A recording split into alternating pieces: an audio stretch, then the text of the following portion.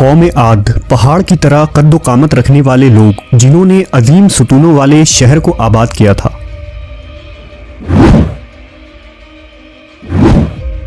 لیکن انہوں نے ایسی کون سی بدعمالیاں کی تھی جس کی وجہ سے ان پر عذاب الہی نازل ہوا۔ اس عذاب نے تاریخ کے سب سے طاقتور قوم کو کس طرح تباہ و برباد کر دیا۔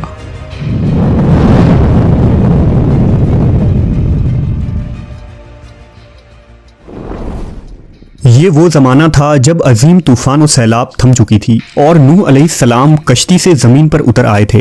حضرت نوح نے اپنے 3 بیٹوں کو دنیا کے مختلف حصوں میں روانہ کر دیا تاکہ دنیا میں انسانی آبادی دوبارہ پھیلے۔ حضرت نوح کے بیٹے سام سرزمین عرب میں آ کر سکونت پذیر ہو گئے، جہاں ان کی نسلوں میں اضافہ ہوا اور جزیرہ عرب میں سامی نسل کی ابتدا ہوئی۔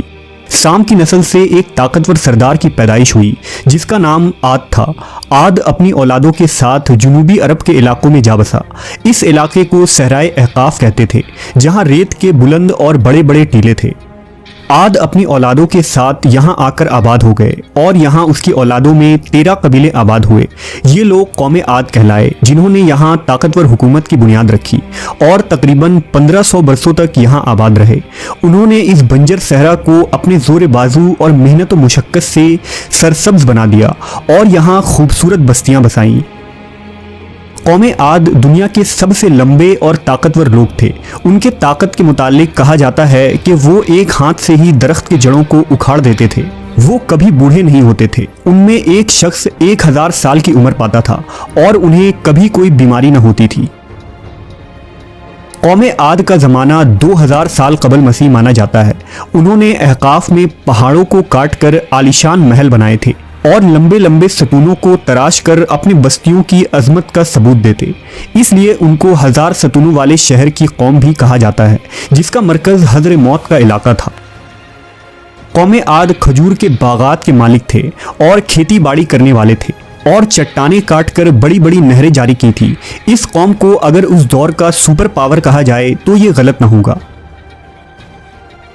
قرطبی کی روایت کے مطابق حضرت ابن عباس کا بیان ہے کہ قوم عاد کے لمبے قد والے آدمی 500 ذرا کا ہوتا تھا اور ان میں سب سے چھوٹے قد کا آدمی 300 ذرا کا ہوتا تھا۔ یاد رہے کہ ایک ذرا موجودہ پیمائش کے مطابق تقریباً 1.5 فٹ کا بنتا ہے۔ ان تمام نعمتوں اور رحمتوں کے باوجود قوم عاد اللہ کے نافرمان ثابت ہوئے اور دنیا کی مال و دولت اور طاقت و قوت نے انہیں سرکش بنا دیا۔ لہذا طوفان نوح کے بعد قوم عاد ہی وہ قوم تھی جو سب سے پہلے کفر و شرک میں مبتلا ہو کر بتوں کے پجاری بن گئے۔ ان کے 3 مخصوص بت تھے جن کے نام حمود، حب اور سمت تھے، جن کی وہ پوجا کیا کرتے اور ان سے مرادیں مانگتے تھے۔ شرک کے ساتھ بہت جلد ہی یہ لوگ جہالت، گمراہی، بے حیائی، زنا اور فساد میں پڑ گئے اور بدعمالیوں کے تمام حد کو پار کر دیا۔ لہذا اللہ نے قوم عاد میں سے ہی ایک نیک اور صالح بندے جن کا نام ہود علیہ السلام تھا، انہیں نبوت عطا کی تاکہ اس بھٹکی ہوئی قوم کی اصلاح کی جا سکے۔ ہود علیہ السلام نے اہل عاد کو اللہ کی عبادت کی دعوت دی اور انہیں شرک سے توبہ کرنے کی تلقین کی۔ حضرت ہود مسلسل 50 سالوں تک اپنی قوم کو دین حق کی وعظ و نصیحت فرماتے رہے۔ قوم عاد کے 2 قبائل جن کا نام قلمان اور خلجان تھا اور ان کے پاس قوم کی سرداری تھی، انہوں نے حضرت ہود کی سب سے زیادہ مخالفت کی اور آپ کو تکلیفیں پہنچائیں، لیکن آخرکار قبیلہ خلجان دعوت حق پر ایمان لے آئے، جبکہ باقی 12 قبیلوں نے حضرت ہود کا انکار کیا۔ انہوں نے حضرت ہود سے کہا کہ ہم اپنے باپ دادا کا چلن ہرگز نہ چھوڑیں گے۔ وہ تکبر و غرور میں ڈوب گئے اور انہوں نے اللہ کو للکارا اور کہا کہ اگر ہم سے بھی زیادہ کوئی طاقتور ہے تو اسے لے آؤ۔ لہٰذا اب قوم عاد پر عذاب کا فیصلہ قریب تھا۔ کئی دنوں تک احقاف میں بارش نہ ہوئی، چشمے، آبشاریں اور نہریں خشک ہو گئیں اور ہر طرف سوکھا پڑنے لگا۔ کھیت کھلیان برباد ہو گئے، زمین بنجر ہو گئی۔ عاد کے لوگوں کے بڑے بڑے باغات سوکھ گئے، مویشی مرنے لگے، یہاں تک کہ لوگ پانی کے لیے ترسنے لگے۔ جب کھانے کو کچھ نہ رہا تو یہ لوگ کتے، بلیاں، چوہے اور مردار جانوروں کو کھانے لگے۔ لہٰذا ایک سیاہ بادل منڈلاتا ہوا احقاف کے علاقے کی طرف بڑھا، جس سے ہر طرف اندھیرا چھا گیا۔ ہود علیہ السلام نے جب یہ منظر دیکھا تو سمجھ گئے کہ اللہ کا وعدہ اب قریب ہے۔ حضرت ہود اپنے ماننے والوں کو ساتھ لے کر خطیرہ نامی بستی کی طرف چل دیے۔ جیسے ہی حضرت ہود نے احقاف سے ہجرت فرمائی، عذاب کی ابتدا ہو گئی، کالے بادل مزید سیاہ ہو گئے اور طوفان برپا ہو گیا۔ ایک تیز آندھی چلی جس نے سب کے دل دہلا دیے۔ اس سخت آندھی کے سامنے ہر چیز زمیں بوس ہونے لگی۔ ہوا کے جھونکوں سے قوم عاد کے عظیم ستون ڈھہنے لگے اور ان کے بڑے بڑے محلات اور گھر اڑا کر رکھ دیے گئے۔ 60 ہاتھ کے قد آور افراد تنکے کی طرح ہوا میں اڑ رہے تھے۔ ہوا ان کے سروں کو اس زور سے ٹکراتی تھی کہ ان کے بھیجے نکل کر منہ پر لٹک جاتے تھے۔ آندھی کا یہ عذاب اتنا سخت تھا کہ ہوا آگ کے بگولوں کی طرح گھروں میں گھس گئی اور ان کو اٹھا کر باہر پھینک دیتی۔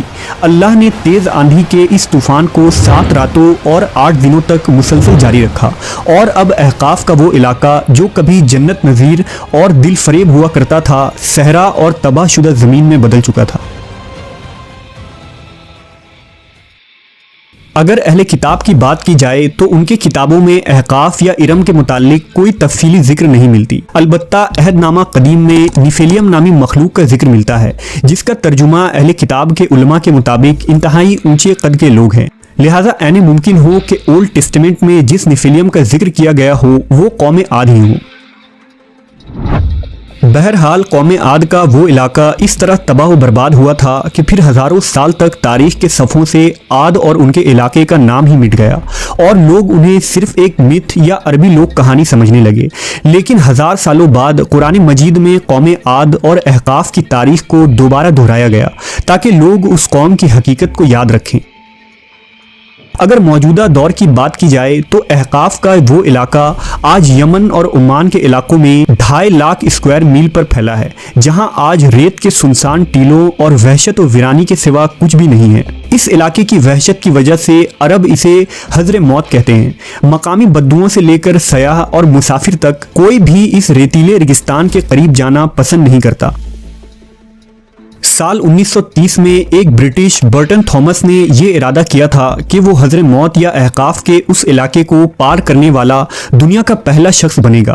لہذا تھامس نے مقامی بدوؤں کو ساتھ لے کر اونٹ کے ذریعہ اس علاقے کا سفر کیا تھا۔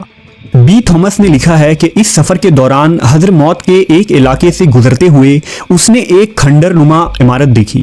لہذا بدوؤں سے پوچھنے پر اسے پتا چلا کہ کسی زمانے میں اس جگہ ارم نامی ایک شہر ہوا کرتا تھا جس پر عذاب الہی آیا تھا۔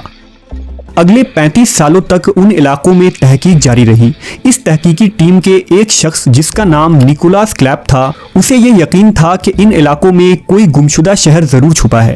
لہذا تاریخ کے اس گمشدہ شہر کی تلاش میں اس نے پوری قوت لگا دی۔ کلیپ نے 2,000 سال پرانے یونانیوں کے بنے ہوئے نقشے ڈھونڈے، لہٰذا اسے ٹولمی کا بنا ایک نقشہ ملا جس میں ان علاقوں کو دکھایا گیا تھا۔ اب کلیپ کو یقین تھا کہ وہ اپنی تحقیق صحیح مقام پر کر رہا ہے۔ اپنی کوششوں اور سرکاری عہدیداروں سے بہت منت و سماجت کے بعد آخر کار کلیپ کو سیٹلائٹ کی تصویر دے دی گئی، جس میں حضر موت کے اس علاقے کے نیچے دبے 2000 سال پرانے پیلرز، ٹاورز، راستے اور ستون کے آثار ملے، جس سے یہ اندازہ لگایا جا سکتا تھا کہ ان علاقوں میں کوئی قدیم سویلائزیشن ضرور آباد ہوا کرتی تھی۔ سوال یہ اٹھتا ہے کہ وہ کون سی ہوا تھی جس سے قوم عاد کے اتنے قد آور اور دیو قامت لوگ تنکے کی طرح اڑ گئے اور ان کے عظیم الشان ستون اور محلات تباہ ہو کر ریت کی طرح بکھر گئے۔ جدید سائنس کی ہوا پر تحقیق شاید اس سوال کا ایک بہترین جواب ہو سکتا ہے۔ دراصل سائنسدانوں نے ونڈ فورس کو مختلف درجوں میں تقسیم کیا ہے، کیونکہ ہوا کی تیزی اور شدت علاقوں، موسموں اور مقامات کے اعتبار سے مختلف ہوتی ہیں۔ ان میں سب سے کم فورس کی ہوا لیول 0 کی ہوا ہے جو ہمارے سطح زمین پر موجود ہے، جس میں ہم پتنگ اڑاتے یا پرندے پرواز کرتے ہیں۔ فورس 4 کی ہوا کا وہ لیول ہے جو ایک کشتی کے بادبان کو آسانی سے دھکا دے سکتا ہے۔ اسی طرح فورس کے ہر لیول کے ساتھ ہوا کی شدت میں اضافہ ہوتا جاتا ہے۔ تحقیق کے مطابق ہماری اس زمین کے مقابلے میں دوسرے سیاروں پر چلنے والی ہوا تیز ترین ہوتی ہیں۔ اگر اس کائنات میں سب سے تیز چلنے والی ہواؤں کی بات کی جائے تو وہ جدید دریافت کے مطابق IJR نامی بلیک ہول کے گرد چلنے والی ہوائیں ہیں۔ یہ ہوائیں 3 کروڑ 20 لاکھ کلومیٹر فی گھنٹہ کی رفتار سے چل رہی ہے، جو روشنی کے رفتار کا تقریباً 3% حصہ ہے۔ اس رفتار سے چلنے والی ہواؤں میں شاید انسان کے خون کے خلیے تک بکھر جائیں گے۔ ہوا کے اس فورس سے یہ اندازہ لگایا جا سکتا ہے کہ قوم عاد پر آنے والا وہ طوفان کس قدر سخت اور دل دہلا دینے والا تھا۔